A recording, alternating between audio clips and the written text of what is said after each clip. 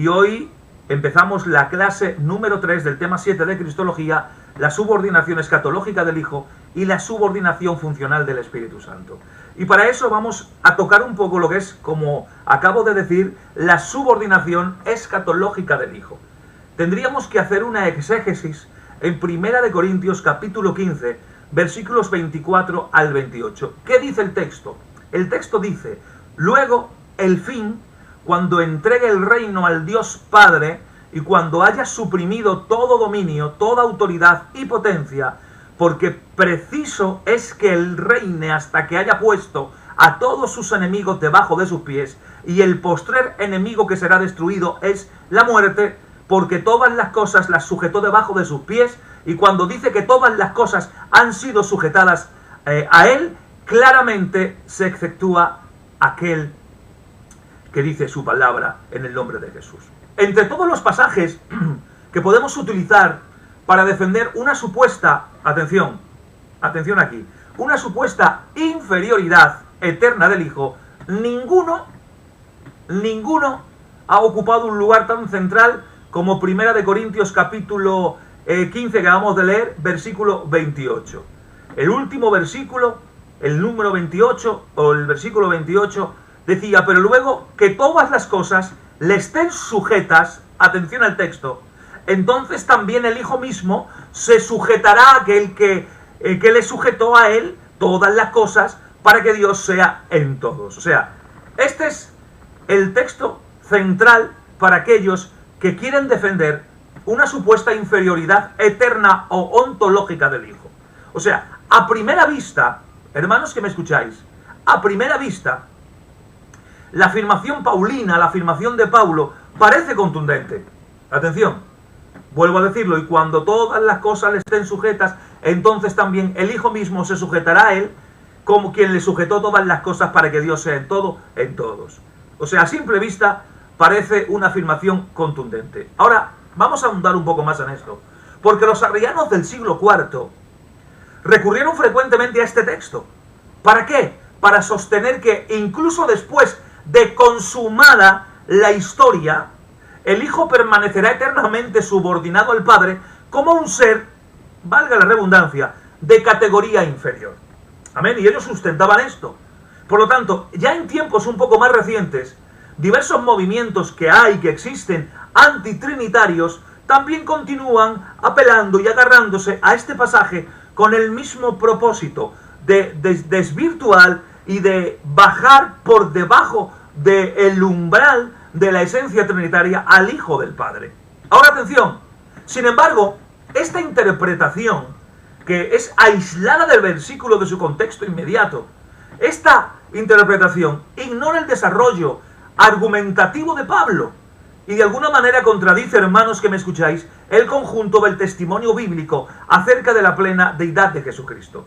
Por eso, la exégesis responsable exige considerar el pasaje dentro del argumento de toda la creación, es decir, de 1 Corintios capítulo 15, versículos del 20 al 28. La exégesis se hace en ese cuadro para poder entender el contexto. Y aquí es donde el apóstol Pablo no está explicando, atención, y aquí está el choque fuerte, no está explicando la naturaleza trinitaria. No trata de explicarlo ahí. Lo que está explicando es la culminación histórica del reino mesiánico, que es diferente. Ahora, el capítulo 15 de 1 Corintios que estamos exponiendo constituye la exposición más extensa del Nuevo Testamento acerca de la resurrección. Pablo en este capítulo responde a quienes negaban la resurrección corporal y demuestra de una manera bíblica, de una manera solvente, que la resurrección de Cristo garantiza la resurrección futura de todos los creyentes, hermanos que me escucháis. Ahora, dentro de este argumento, introduce una secuencia que es escatológica y que está de una manera ordenada perfectamente. Os voy a dar el dato muy rápido. ¿Cuál es el orden, el argumento que se introduce en todo este texto? Primero, que Cristo resucita como primicia, según el versículo 20. Segundo, que los creyentes resucitan en su venida, como dice o marca el versículo 23. Tercero, que Cristo destruye todo principado, toda autoridad y todo poder, como dice el versículo 24. El versículo 25 y 27 es el cuarto punto, se somete a todos sus enemigos. La quinta acción que vemos desencadenada es que destruye definitivamente la muerte en el versículo 26. La sexta es que entrega el reino al Padre en el verso 24. Y la séptima es que el Hijo mismo se sujeta al Padre. Pero hay una octava, que Dios es todo en todos, conforme también el verso 28. O sea, hermanos que me escucháis, quiero que se observe bien, cuidadosamente, que el tema no es la Trinidad eterna, no se trata aquí la Trinidad. El tema que se está tratando en este capítulo es el tema de la consumación del reino mesiánico. O sea, que Pablo está describiendo el momento que la misión mediadora del Mesías alcanza su culminación histórica. Por eso, para comprender este pasaje, hermanos, debemos distinguir entre dos aspectos del reinado de Cristo: el reinado eterno y el reino mediador de Cristo. O sea, hay que distinguir los aspectos del reino eterno y del reino mediador de Cristo. Y eso es lo que vamos a intentar desarrollar en esta noche. Ahora, como Dios, atención a esto, como Dios, el Hijo reina eternamente. Creo que esto es claro. Como Dios, el Hijo reina eternamente. Nunca comenzó a reinar. Nunca dejará de hacerlo. Porque Él ya, como eterno, como Dios, reina eternamente. Aún más, el Salmo 145 lo declara pausiblemente. Dice: tu reino es reino de todos los siglos.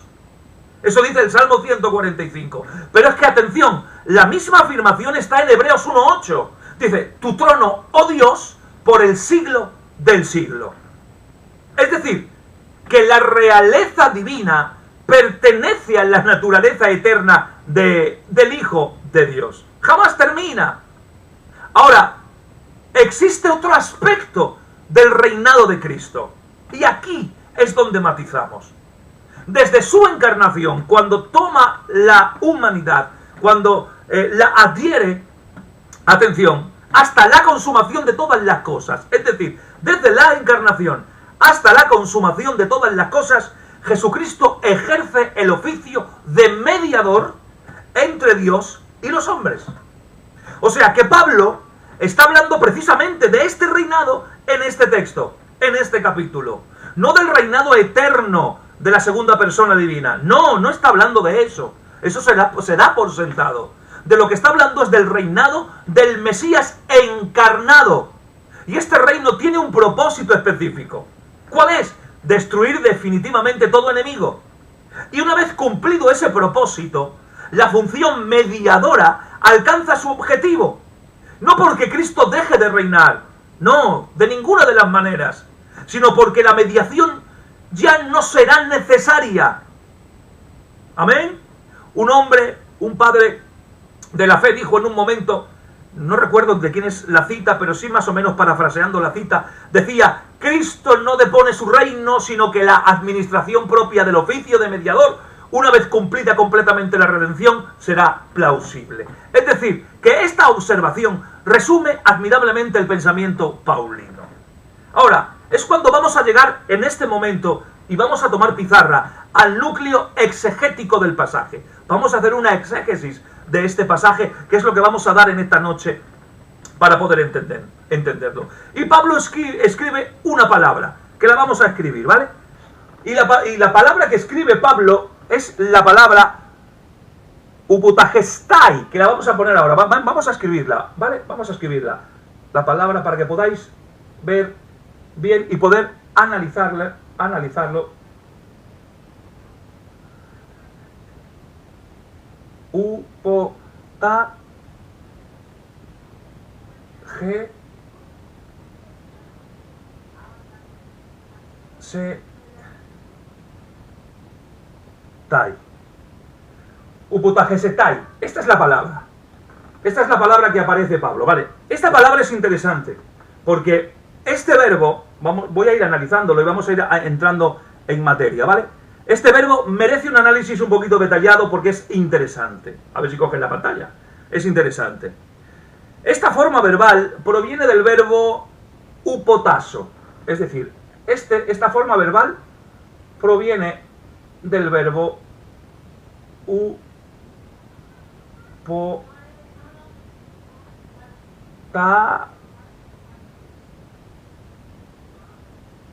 upotasso. Proviene del verbo upotasso. Ahora bien, la forma verbal es la que aparece aquí. De este verbo procede esta forma verbal, upotagesetai, que es el verbo que aparece. Bien, ahora vamos a dar el tiempo verbal de esto. Este tiempo verbal es un tiempo futuro. Esto es un tiempo, vamos a ponerlo aquí para que lo puedan ver. Esto es futuro, así con una F para que lo puedan entender. Esto es un tiempo futuro. Atención ahora, porque lo interesante de este verbo es que está en voz pasiva. ¿Vale? Está en voz pasiva y está en modo indicativo. Futuro, pasivo, indicativo. En tercera persona del singular. Eso ya lo entendemos. Bien. ¿Cuál es la traducción literal de este verbo futuro, pasivo, indicativo? ¿Cuál es? Que proviene del verbo upotasso. ¿Cuál es? Pues la traducción sería... Voy a borrar esto, upotasso. Bueno, lo voy a dejarlo ahí porque me va a hacer falta. La traducción será puesto bajo orden. Será puesto bajo orden. Este verbo significa será puesto bajo orden, o también la palabra que aparece, que más conocemos, es se sujetará. Se sujetará. Vamos a hacer un análisis, ¿vale?, exegético de esta palabra, para que lo vean bien y puedan entender la sustancia de la palabra en su origen. O sea, esta palabra significa será puesto bajo orden, se sujetará. Bien, la etimología de esta palabra es interesante. ¿Por qué es interesante? Voy a borrar esto para poder analizarlo. Mira, porque esta palabra se parte en dos. Viene del verbo upo, esta palabra, upo, que esto es debajo, upo es debajo, y tasso, esta otra parte es ordenar,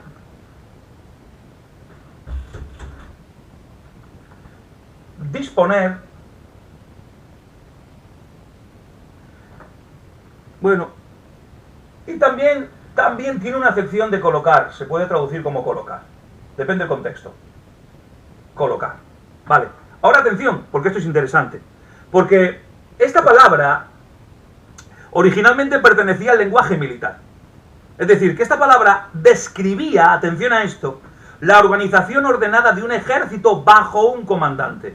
Pero no implicaba necesariamente inferioridad. No estaba hablando de inferioridad. Estaba hablando de orden. Estaba hablando de armonía. Estaba hablando de organización. Y ese es el matiz resultante fundamental de esta palabra. Es decir, que Pablo no utiliza un verbo que significa una degradación o alguien que tiene que bajar en su esencia, en su persona. No, utiliza un verbo que describe integración dentro de un orden establecido. Por eso, en el Nuevo Testamento, esta palabra aparece aproximada 41 o 42 veces, si no me confundo. Como decía, si hablamos un poco del campo semántico, después seguimos escribiendo. Esta palabra aparece en el Nuevo Testamento aproximadamente, ¿vale? No recuerdo exactamente, pero unas 40-41 veces en el Nuevo Testamento. Ahora, nunca, esta palabra cuando aparece, nunca posee exactamente el mismo matiz. Nunca. ¿Por qué? Porque el significado depende siempre del contexto. Y os voy a dar textos bíblicos para que podamos verlo. Mira, por ejemplo, en Romanos capítulo 13, versículo 1, donde dice, y aparece la palabra upotasso en diferentes aplicaciones o formas verbales, pero aparece la raíz. Dice, sométase toda persona a autoridades superiores. Sométase, vuelve a aparecer la misma palabra.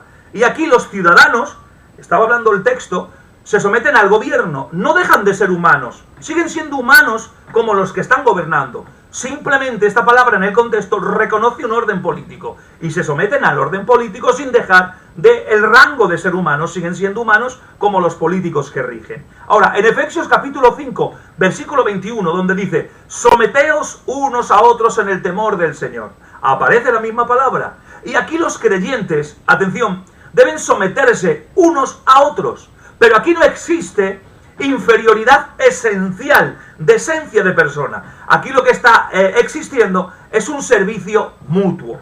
Amén. Ahora, en Lucas capítulo 2, versículo 51, dice, y descendió con ellos y volvió a Nazaret y estaba sujeto, aparece la misma palabra, diferente expresión en el castellano, pero es la misma palabra, sujeto a ellos. Aquí Jesús estaba sujeto a José y a María. Ahora, ¿significa esto que María era superior al Hijo de Dios? Evidentemente no.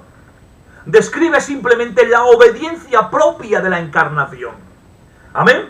Ahora, en Hebreos capítulo 2, versículo 8, también dice, todo lo sujetaste bajo sus pies. Dice, porque en cuanto le sujetó, aparece varias veces en diferentes formas verbales esta palabra, y aquí todo queda sujeto bajo los pies del Mesías. Es decir, que aquí el verbo está expresando, o expresa, mejor dicho, dominio soberano, pero no alteración de la naturaleza. Y ahora vamos a 1 de Corintios, capítulo 15, versículo 28, donde aparece en la forma verbal upotagesestai. Es decir, exactamente el mismo principio. El Hijo se integra plenamente en el orden definitivo del reino consumado. Pero no cambia su esencia, no pierde atributos, no deja de ser Dios. Ahora, lo interesante, os he dicho que fijaréis que está en forma, su forma verbal es un futuro, es un verbo futuro, está en voz pasiva. Y quiero que entendáis bien esto. En el griego está, en el castellano hay dos, en el griego hay tres, la voz activa, pasiva y media. En el castellano es voz activa y voz pasiva. En el griego se añade la media, la voz media. La voz pasiva es interesante. ¿Por qué Pablo está utilizando la voz pasiva? ¿Por qué? Bueno, yo os podría decir que muchos comentaristas a día de hoy han observado que Pablo no escribe el verbo en voz media. En voz media sería, el Hijo se somete a sí mismo. Eso sería en voz media. Sino que en voz pasiva, upotagesestai, está en voz pasiva. Es decir, esto ha llevado a algunos a pensar que el Padre ejerce una autoridad coercitiva, con fuerza, sobre el Hijo. Algunos lo han pensado y han llegado hasta pensarlo. Sin embargo, esta conclusión no tiene en cuenta el uso frecuente del pasivo teológico en el Nuevo Testamento, de la voz pasiva que estamos analizando. Ahora, en numerosos pasajes, hermanos que me escucháis, la voz pasiva, en muchos pasajes de la Biblia, del Nuevo Testamento, la voz pasiva expresa una acción que tiene lugar dentro del propósito soberano de Dios, sin implicar violencia o imposición. ¿Amén? Por eso en el contexto de 1 de Corintios capítulo 15, el pasivo, la voz pasiva, subraya el orden escatológico establecido por Dios, más que una supuesta inferioridad del Hijo. ¿Amén? Por lo tanto, además, el sujeto de toda la sección de este capítulo, el sujeto es el Mesías victorioso que ha derrotado a todos sus enemigos. Por lo tanto, resulta incompatible pensar que inmediatamente después de esa victoria se ha reducido Cristo a una condición inferior. Por eso la voz pasiva indica la consumación del plan divino, no una degradación ontológica, hermanos que me escucháis. Bien, hay una frase que aparece aquí en Pablo que dice, luego el fin, cuando entregue el reino al Dios y Padre, decía el texto. Ahora bien, ¿qué significa la frase entregar el reino? Vamos a analizarlo, ¿vale? Y para eso voy a borrar esto, porque vamos a ir también otra vez a la pizarra. Vamos a analizarlo. Luego el fin, cuando entregue el reino al Dios Padre. Vamos a analizar el verbo que aparece aquí, que es el verbo paradido. y es un verbo muy bonito. Vamos a analizarlo aquí. El verbo que aparece, que vamos a analizar, es el verbo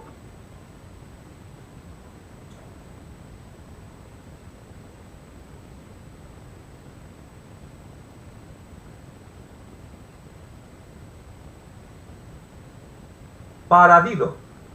Bien, y este verbo, para que sepan más o menos, significa entregar,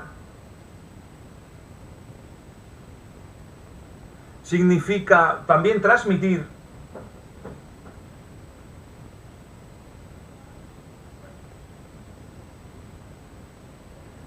y además también, bueno, significa muchas cosas. Voy a poner solamente un par de ellas, que es entregar, transmitir. También se puede confiar, se puede significar esta palabra, confiar. También, si vamos un poquito más allá, también significa poner en manos de otro.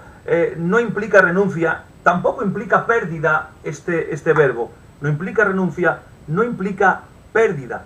Es decir, que en numerosos textos esta palabra describe la entrega de una responsabilidad cumplida. Por ejemplo, cuando un general, hermanos que me escucháis, entrega el mando después de concluir una campaña. Por eso es lo que significa esta palabra, paradido: entregar, transmitir, confiar, poner en mano de otro. El ejemplo que ponía es como un general que entrega el mando después de concluir una campaña.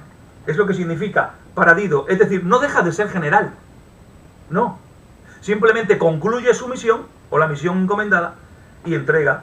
Es decir, entrega el mando después de haber concluido una campaña, pero él sigue siendo general. Así ocurre con Cristo, en este aspecto del reino. El reino mesiánico cumple su objetivo. Y cuando ha cumplido su objetivo, todos los enemigos han sido derrotados, la muerte ha sido destruida, entonces la redención ha llegado a su consumación. Y en consecuencia, ¿cuál es la consecuencia? Que en consecuencia, la función mediadora alcanza su plenitud. Dice, para que Dios sea todo en todos. Y este es el versículo que culmina con una de las frases más profundas de Pablo. Y aquí esta frase es muy interesante. Quiero escribirla la completa. Para que Dios sea todo en todos, la frase es así, es esta, es ina, voy a hacerla pequeña para que podáis verlo, ina joteos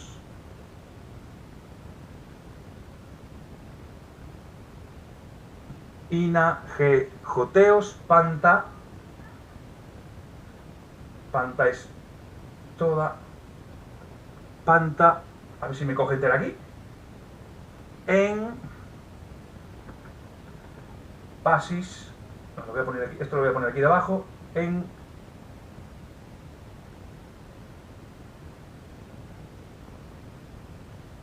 pasin, es decir, ina gejoteos panta en pasin. Aquí me falta, si no, cambio de significado. Bueno, y cada palabra, cada una de estas palabras merece atención. Vamos allá, mira, voy a explicarlo rápido, hacemos una exégesis rápido de una frase. Esta frase, ina, introduce una cláusula de propósito. Esta palabra introduce una cláusula de propósito. Todo el proceso descrito tiene un objetivo por medio de ina. Y ahora es cuando viene gejoteos panta. La palabra panta, esta palabra no significa únicamente todo. No significa únicamente todo. ¿Qué va?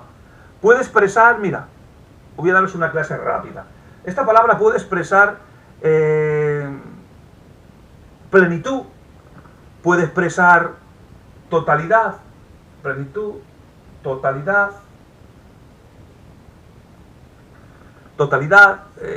puede expresar una supremacía absoluta. Esta palabra, no solamente todo, sino que tiene estas variaciones o acepciones.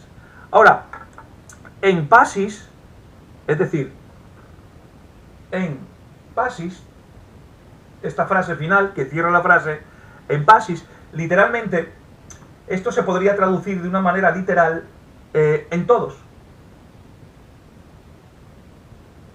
En todos. Es como se podría traducir. Pero esto no indica un panteísmo, ¿vale? No está hablando de un panteísmo. Pablo no enseña que Dios se identifique con el universo, no habla de un panteísmo. Más bien describe la manifestación universal de su soberanía. Toda rebelión habrá desaparecido y toda escritura reconoce plenamente el señorío del Dios Trino, toda criatura. Por lo tanto, la creación entera vivirá finalmente bajo el gobierno perfecto del Padre, del Hijo y del Espíritu Santo. Y en esta frase es una frase terrible para poder explicar todo este tema. Es decir, que esto es lo que está describiendo, es que la creación entera va a vivir finalmente bajo ese gobierno perfecto del Padre, del Hijo y del Espíritu Santo. Ahora, hay una interpretación patrística donde los padres de la Iglesia entendieron de una manera unánime que este pasaje tenía un sentido funcional, no ontológico, sino en funciones.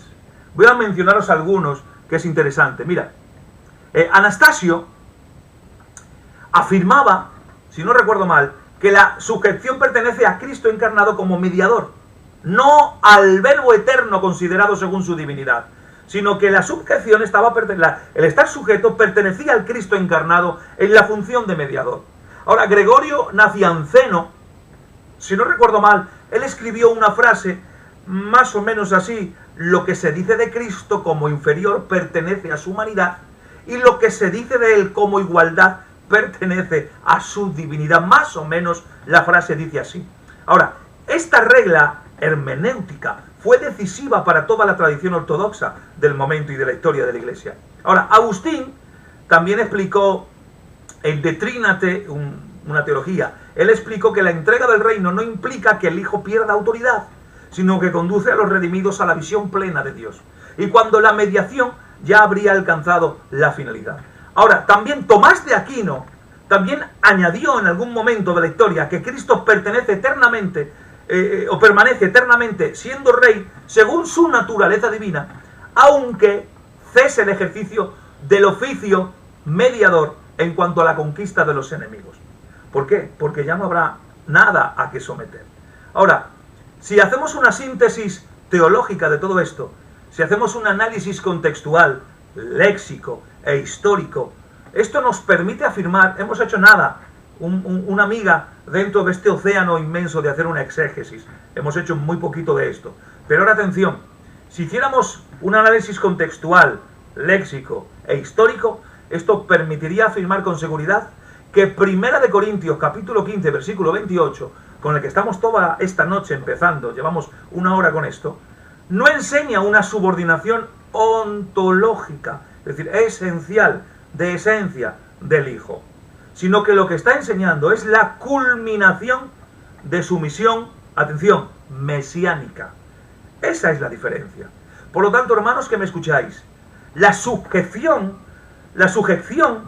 que describe Pablo pertenece al ámbito de la economía de la salvación.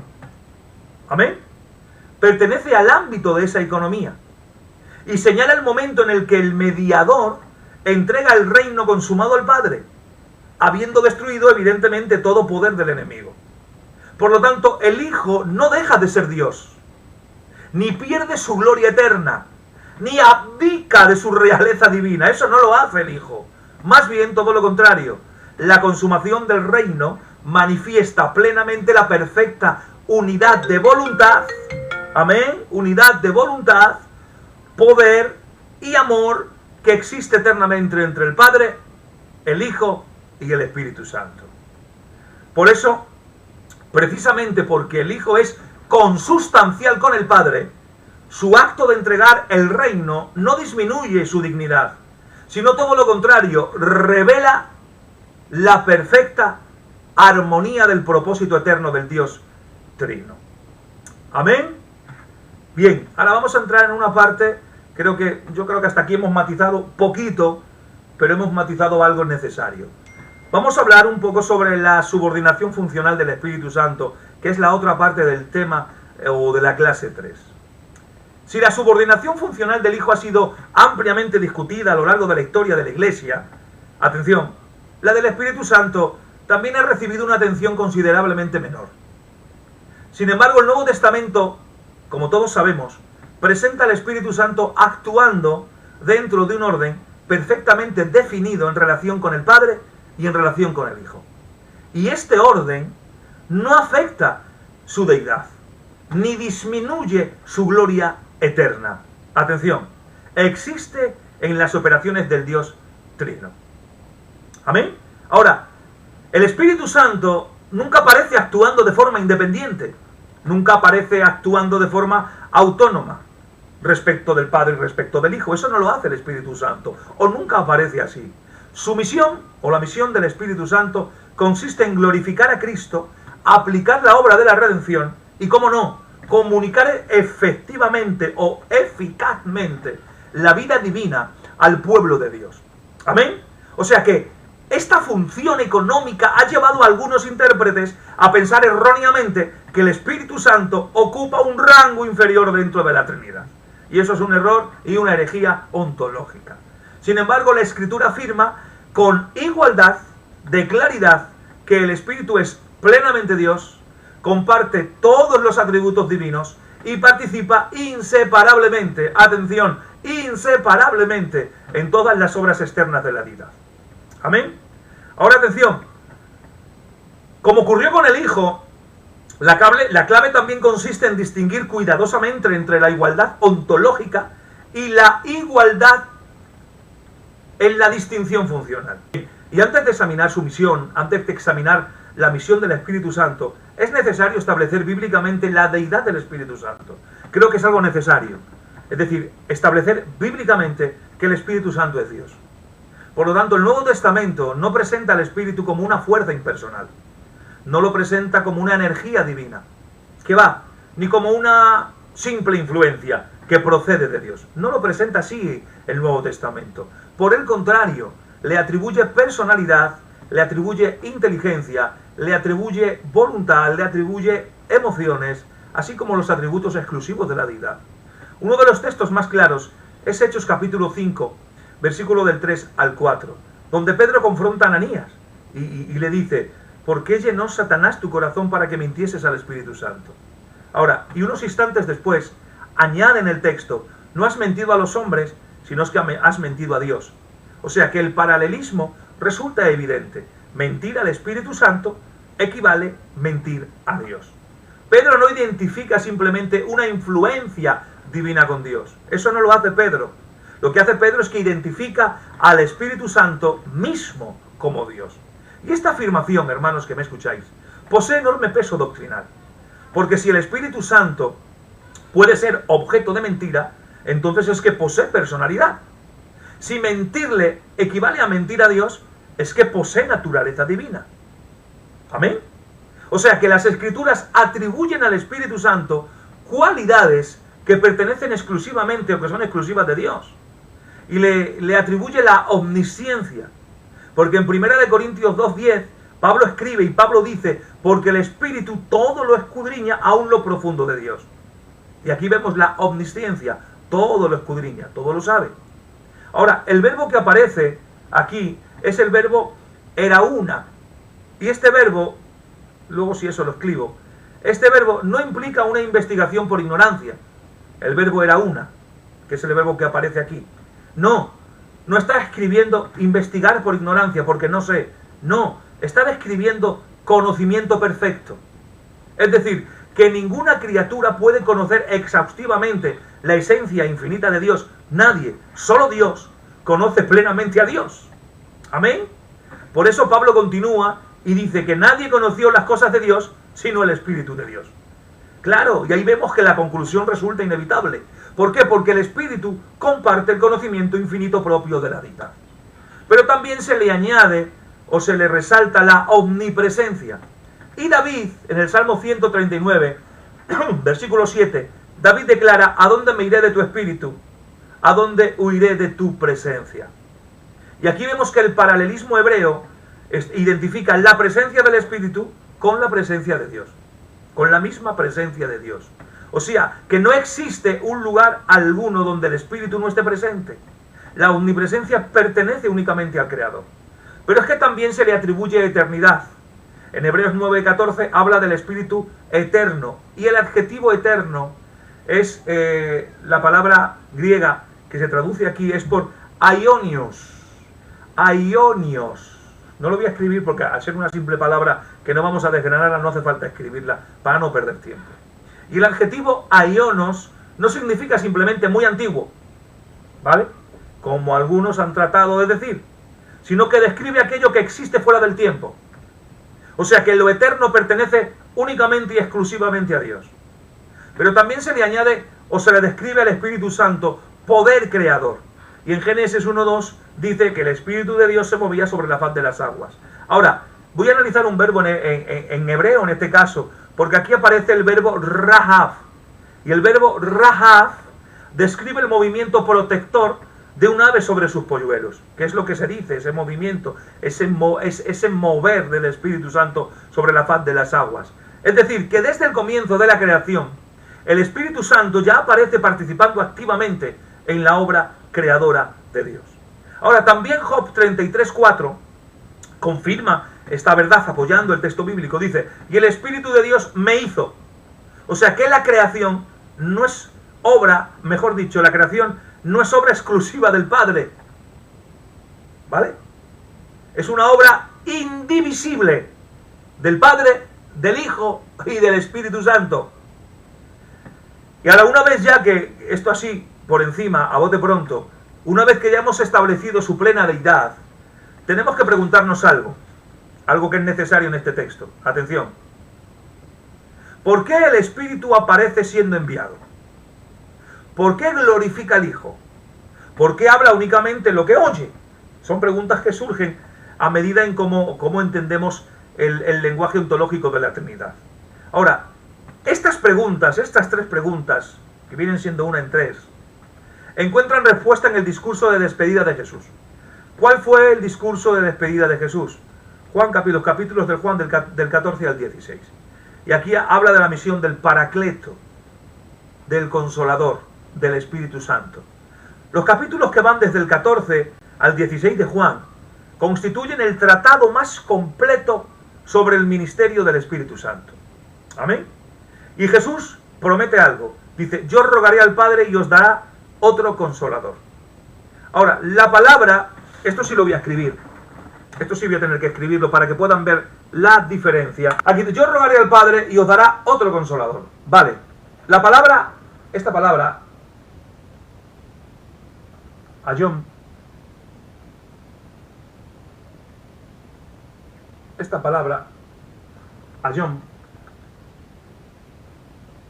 es extraordinariamente significativa. Esta palabra significa otro, ¿vale? Pero eso es impresionante. Porque el griego dispone de dos términos para decir otro. Es decir, para decir otro, aquí voy a ponerlo aquí. Para decir otro, hay dos términos en griego. Griego koiné, griego bíblico. Ayom y heteros.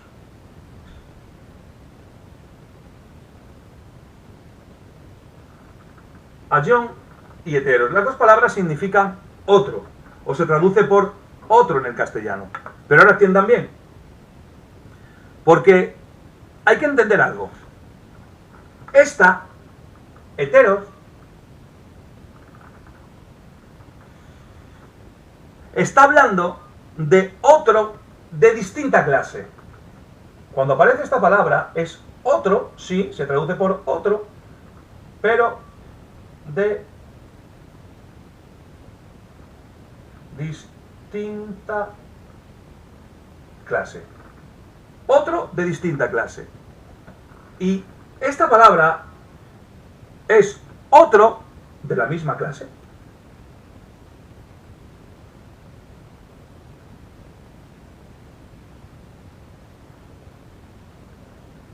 O sea, cuando quiero usar la palabra otro y hablar de otro, pero que es de la misma clase, uso la palabra ayom. Pero cuando quiero hablar de otro que es de otra clase distinta, uso la palabra heteros. Ahora, ¿cuál es la palabra que Jesús usa aquí para decir, yo rogaré al Padre y os dará otro Consolador? ¿Otro de otra clase distinta? No, usa la palabra ayom, que significa otro de la misma clase. Es decir, Jesús utiliza ayom. El Espíritu será otro exactamente igual al Hijo, de la misma clase. No usa esta palabra. No sé si ha quedado claro la explicación, pero creo que se entiende fácilmente, es muy fácil de entenderlo. Amén. Es decir, otro exactamente igual usa la palabra aion y no usa la palabra heteros para decir que es otro de la misma clase. Es decir, no es inferior, no es diferente en naturaleza. Otro consolador de la misma categoría divina, ni más pequeño, ni más grande, ni distinto, de la misma palabra o de la misma naturaleza divina. Ahora bien, el término que aparece, otro consolador, el término que es paracletos, amén, no lo voy a escribir para no perder mucho tiempo, porque tengo unos minuticos más, porque tengo que salir. Tengo que hacer un detalle urgente que me han llamado, me han dejado el mensaje. A ver, el término paracleto aparece exclusivamente, atención, en la literatura de Juan, o la literatura juánica, como se dice en términos más finos. Y procede del verbo, paracletos, procede del verbo parakaleo. ¿Vale? No lo voy a escribir para no perder tiempo. Y esta tiene una forma. Para es al lado de, y kaleo es llamar. Literalmente significa el llamado al lado de otro. Ahora bien, esta palabra es interesante. ¿Por qué? Porque esta palabra, en el mundo jurídico griego del momento, describía al abogado o defensor que comparecería junto al acusado para asistirle, para estar con él, para defenderle. Con el tiempo, este término adquirió un sentido más amplio, incluyendo ideas como consolador, ayudador, intercesor y también representante.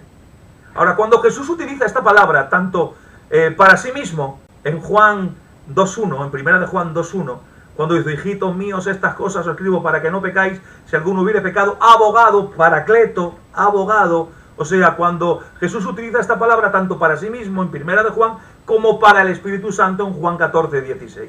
Y aquí está indicando que ambos, Cristo y el Espíritu Santo, ejercen un ministerio de asistencia divina.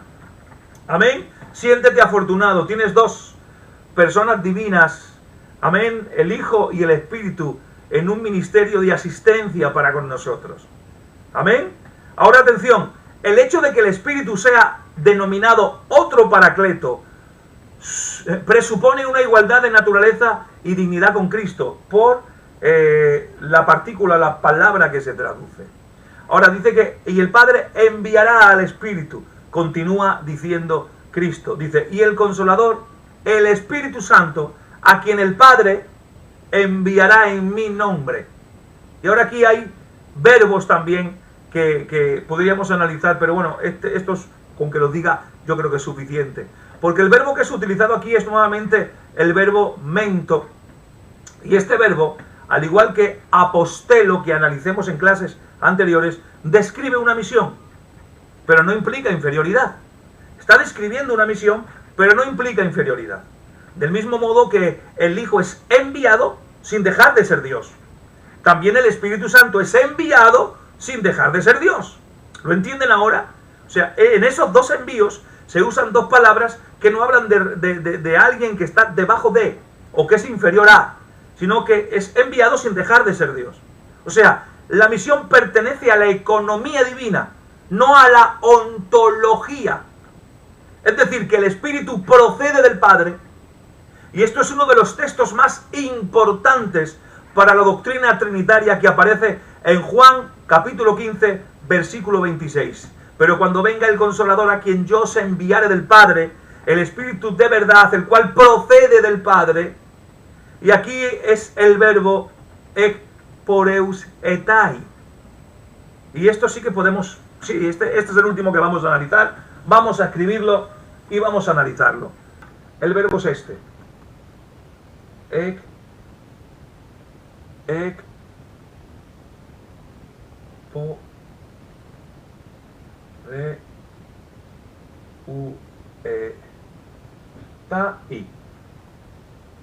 Ekporeuetai. Este es el verbo. Y este ha desempeñado un papel decisivo en la historia de la teología. ¿Por qué? Porque procede de ek. Este verbo procede de ek, que esto significa fuera de. Es una preposición, fuera de. Y poreuomai, poreuetai, pero que procede de poreuemai, que significa, podríamos decirlo, significa marchar, salir o proceder. O proceder. Eso es lo que significa la composición de este verbo. Ahora, en la tradición oriental, este verbo describe esa relación eterna entre Dios y el Padre. Es decir, que en la tradición oriental este verbo describe la relación eterna del Espíritu con el Padre. No se refiere simplemente al envío histórico del Pentecostés, no está hablando de eso, no. Describe su origen personal eterno, este verbo. Y aquí es donde debemos distinguir cuidadosamente entre dos conceptos. ¿Cuáles son esos dos conceptos? La procesión eterna, que pertenece a la Trinidad inmanente, y esto describe la relación eterna del Espíritu con el Padre, pero también la misión temporal. Y la misión temporal pertenece a la Trinidad económica, Trinidad de funciones, y describe el envío del Espíritu Santo en la historia. Por eso confundir ambos planos, atención, cuando confundimos ambos planos, se produce una de las mayores controversias doctrinales, o se produjo en su momento, en la Edad Media, y fue la cuestión del filioque, que ya analizaremos lo que significa eso, para no perder tiempo. Ahora, sigue diciendo también el texto, hemos hablado, dice, Jesús sigue diciendo en Juan 16:14, Él me glorificará. Jesús afirma esto. Y aquí aparece el verbo dosasei, glorificará, dosasei. ¿Y qué significa esta palabra? Palabras simples así, para no perdernos la fui a escribir, a no ser que haya que descomponerlas. Dosasei significa manifestar la gloria. Y esta palabra no implica subordinación ontológica, no. Describe la misión propia del Espíritu Santo dentro del plan redentor. Por lo tanto, su ministerio del Espíritu Santo nunca consiste en atraer la atención hacia sí mismo. No, siempre conduce a Cristo. Por eso, toda auténtica obra del Espíritu posee un marcador, ¿cómo puedo decirlo para que se pueda entender? Posee un marcado carácter cristocéntrico. Sí, marca un carácter cristocéntrico, la auténtica obra del Espíritu Santo. Porque donde el Espíritu Santo obra verdaderamente, siempre Cristo es exaltado. Nunca es eclipsado, siempre es exaltado. Por eso sigue diciendo el texto que no hablará de su propia cuenta. No, sino de Él. No habla de su propia cuenta. Y quizás el texto más utilizado para defender una supuesta subordinación ontológica del Espíritu es Juan 16:13.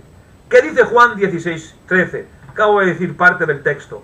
No hablará de su propia cuenta, atención, sino que hablará todo lo que oye. Ahora, sin embargo, la expresión reproduce exactamente el lenguaje utilizado perfectamente por el Hijo. ¿Dónde? ¿Se acuerdan de Juan 5:19? ¿Qué dice Juan 5:19? No puede el Hijo hacer nada por sí mismo. Y ninguno de estos dos textos que hemos leído, Juan 16:13 y Juan 5:19, estos textos que os acabo de mencionar, ninguno de estos textos expresa inferioridad. ¿Qué va? Ambos, los dos textos, manifiestan la perfecta unidad de voluntad existente dentro de la Trinidad. El Espíritu no transmite un mensaje diferente, porque existe una única voluntad divina. El Padre revela, el Hijo revela, el Espíritu revela. No tres revelaciones, sino una sola revelación trinitaria. Amén. Por eso todo el testimonio del Nuevo Testamento conduce a una conclusión clara para finalizar en esta noche, en unos minutos. Que el Espíritu Santo desempeña una misión propia dentro de la economía de la salvación, sin que ello, hermanos míos, afecte en absoluto a su igualdad esencial con el Padre y con el Hijo. Amén. O sea que su envío, su testimonio acerca de Cristo, su ministerio de glorificación y su aplicación de la obra redentora responden al orden eterno de las relaciones trinitarias, hermanos, no a una diferencia de naturaleza o de dignidad. Así como el Hijo se somete voluntariamente al Padre en la misión redentora sin dejar de ser verdaderamente Dios, también el Espíritu Santo cumple libremente su misión procediendo del Padre y siendo enviado por el Hijo, permaneciendo siempre consustancial con ambos, con el Padre y con el Hijo. Es decir, que la economía de la salvación revela, por tanto, una admirable armonía de funciones que brotan perfectamente de la unidad perfecta de esencia, voluntad y amor del Dios Trino. Ni más ni menos, hermanos míos. Y para terminar quiero explicaros algo brevemente. Una de las contribuciones más significativas de la teología patrística al pensamiento cristiano de hoy fue distinguir entre la Trinidad considerada en su ser eterno y la Trinidad considerada en su actuación dentro de la historia de la salvación, como hemos estado viendo semanas pasadas. Y esta distinción fue desarrollada específicamente o especialmente, para que también lo sepan ustedes, por Anastasio y por los padres capadocios. Y esto permitió afirmar simultáneamente dos verdades fundamentales de la revelación bíblica: la perfecta igualdad del Padre, del Hijo y del Espíritu Santo, y la existencia de un orden funcional dentro de operaciones redentoras. Y aquí, aunque las expresiones Trinidad ontológica, Trinidad económica, no aparecen literalmente en las Escrituras, porque no aparecen, ambas expresiones constituyen categorías teológicas que son derivadas del conjunto del testimonio bíblico. No representan dos trinidades diferentes, ¿vale? No hay dos trinidades diferentes, sino dos perspectivas complementarias dentro de las cuales contemplamos al único Dios verdadero. La Trinidad ontológica responde a la pregunta: ¿quién es Dios en sí mismo, independientemente de la creación? ¿Amén? O sea que la Trinidad ontológica responde a la pregunta, os lo vuelvo a decir, ¿quién es Dios en sí mismo, independientemente de la creación? Y la Trinidad económica responde a otra pregunta o a otra cuestión: ¿cómo actúa Dios en la historia para llevar a cabo la redención? Y aquí están las dos perspectivas que explican una misma Trinidad. Y cuando estas dos dimensiones se confunden, surgen inevitablemente graves errores doctrinales y herejías. Si se interpreta la Trinidad económica como si describiera el ser eterno de Dios, la obediencia del Hijo terminará siendo entendida como prueba de una inferioridad ontológica, hermanos. Y no hay más, no se puede sacar más.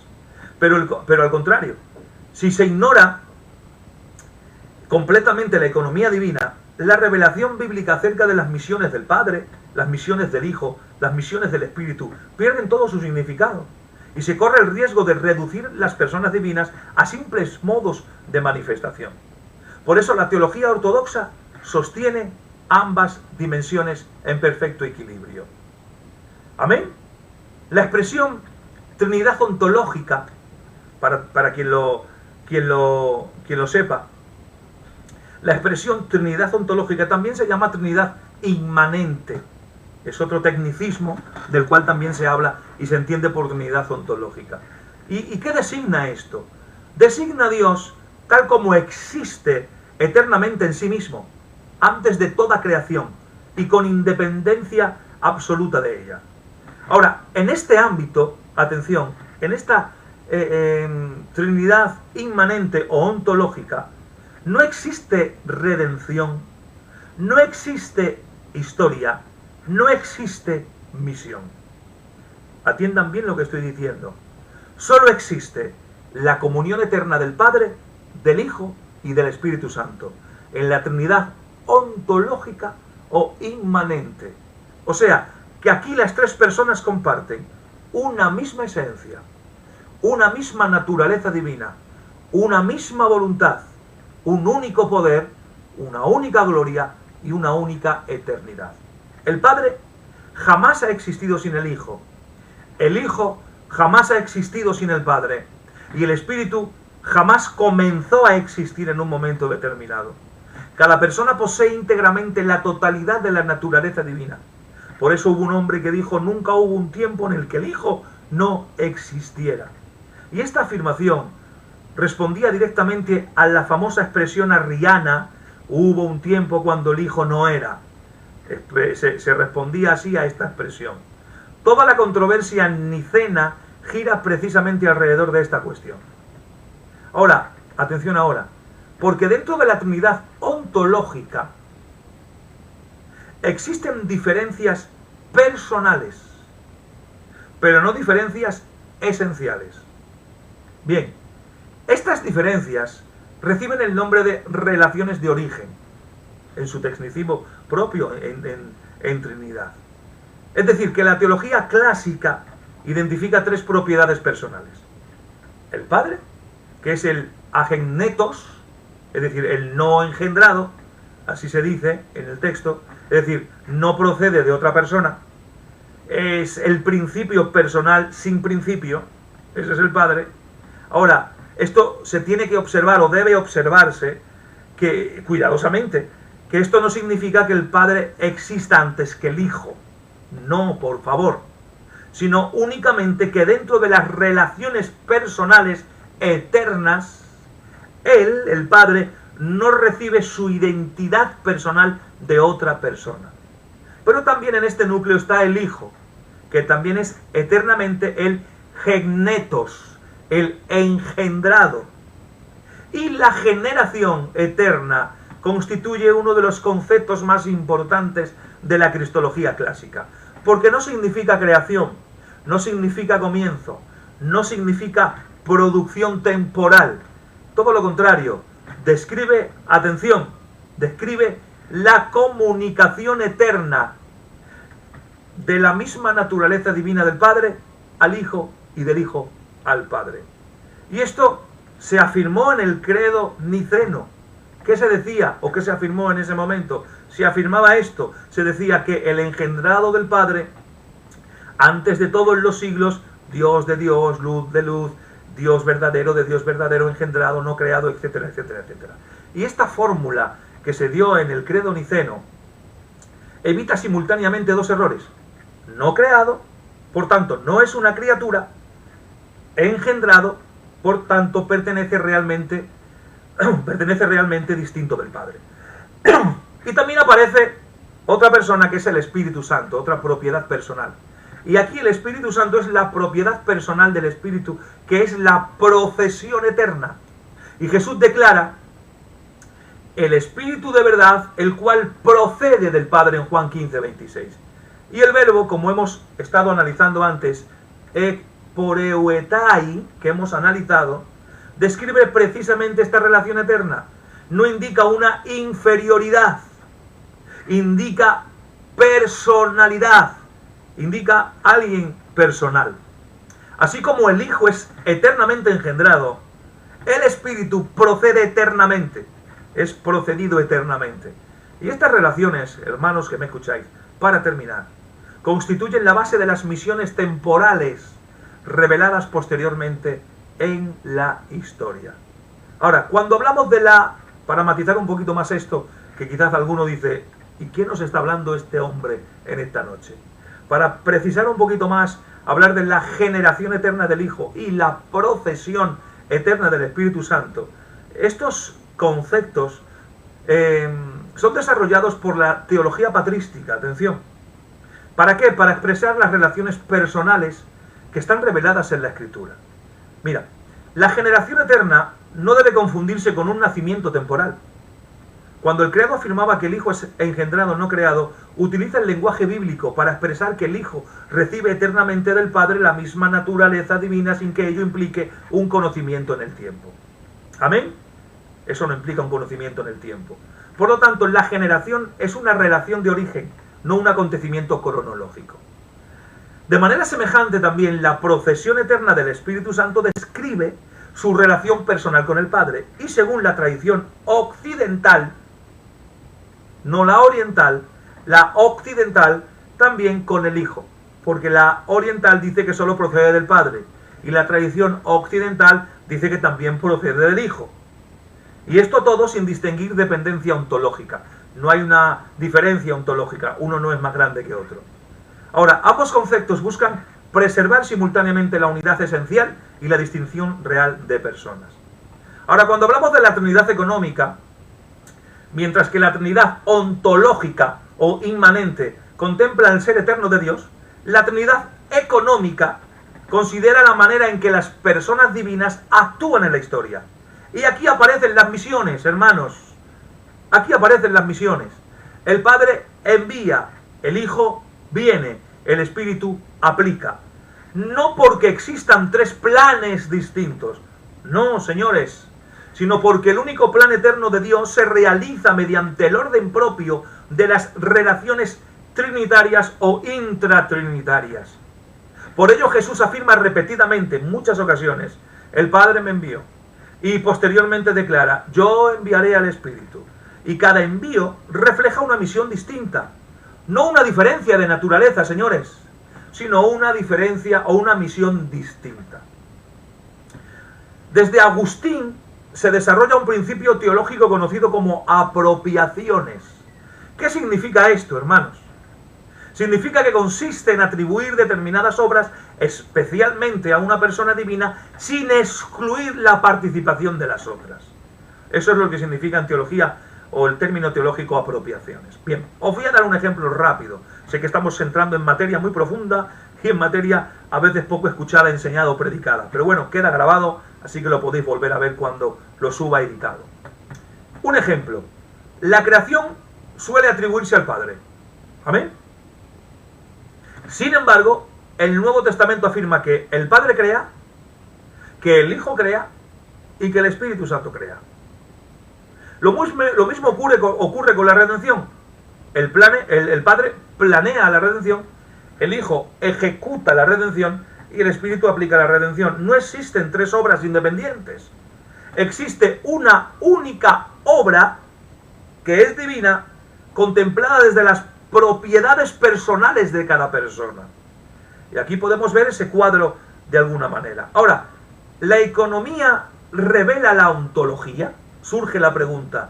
¿La Trinidad económica o la economía, las misiones, revelan la ontología, la esencia trinitaria? Y aquí es donde encontramos uno de los grandes debates de la teología contemporánea y del momento.